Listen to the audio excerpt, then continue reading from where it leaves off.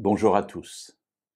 Nous avons tous remarqué que parfois les personnes sont plus réceptives à la parole de Dieu lorsqu'elles sont dans des difficultés.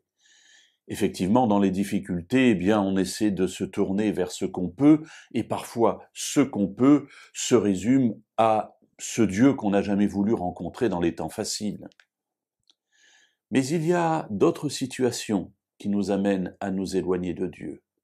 Et une de celles-ci, et d'ailleurs Jésus en a parlé, on aura sans doute l'occasion un jour de voir ce qu'il a dit à ce sujet, ce sont les temps où l'on est en paix, où les choses sont simples, où les choses sont faciles, où nous pensons être arrivés.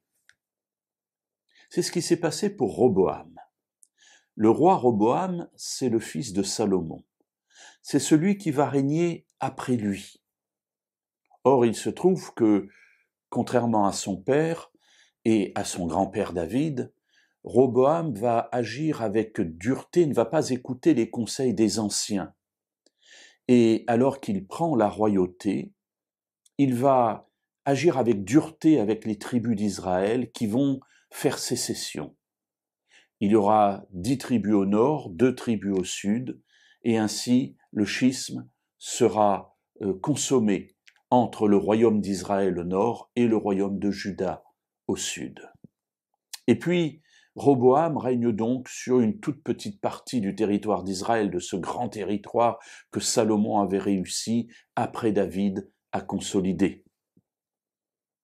Et dans ce temps où il prend sa royauté finalement à bras-le-corps, les choses s'apaisent. Voilà, il est roi maintenant, c'est vrai qu'il y a eu le schisme, mais les choses vont bien. Et voilà ce que dit le texte du livre des Chroniques, deuxième livre des Chroniques, le chapitre 12 et le verset 1.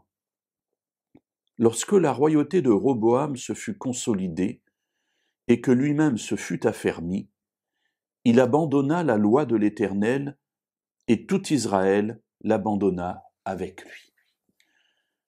Voilà le triste résultat des temps faciles de Roboam.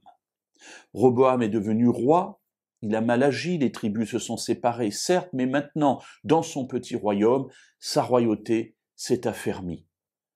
Et quel est le résultat de ce temps de paix? Le passage le dit, il abandonna la loi de l'Éternel. Voilà, il se détourne de Dieu, alors que c'est grâce à Dieu qu'il est devenu roi. Et le passage ajoute, et tout Israël l'abandonna avec lui, parce que quand le chef abandonne Dieu, tous ceux qui l'écoutent l'abandonnent aussi.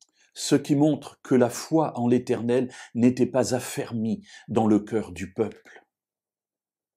Mais si le roi avait tenu bon, son peuple l'aurait suivi. Alors mes amis, attention, faisons attention à l'exemple que nous donnons à ceux qui nous côtoient, car ils nous regardent et malheureusement pour eux, parfois, ils nous copient.